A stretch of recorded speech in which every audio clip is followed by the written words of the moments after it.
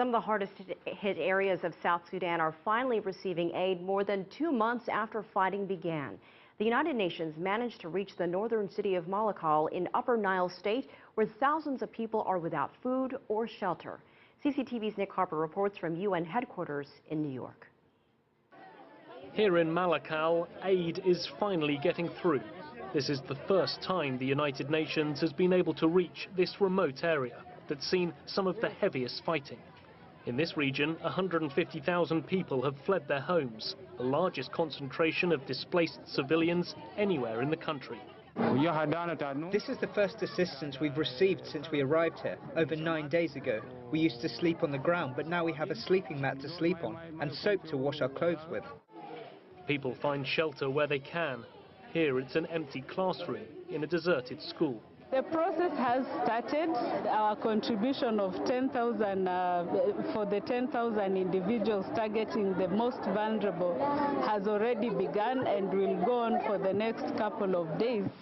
More peacekeepers have arrived, but the mission is not yet up to the 12,500 total agreed on by the Security Council in December. Meanwhile, the US State Department is calling on foreign forces to withdraw from the country to help the fragile peace process progress.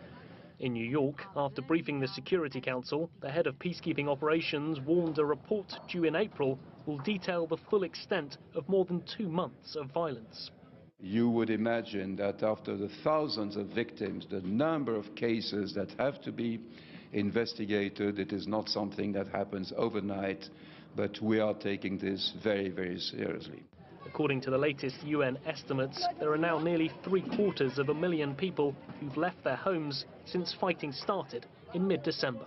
85% of displaced people are outside UN bases. Most families have lost any means of providing for themselves because of displacement, looting, and the destruction of their property. Peacekeepers are pouring into the country to help protect civilians and get aid to those in need. But that's taking time, and with the truce between the government and the opposition barely holding, the country's troubles still seem far from over. Nick Harper, CCTV, at the United Nations in New York.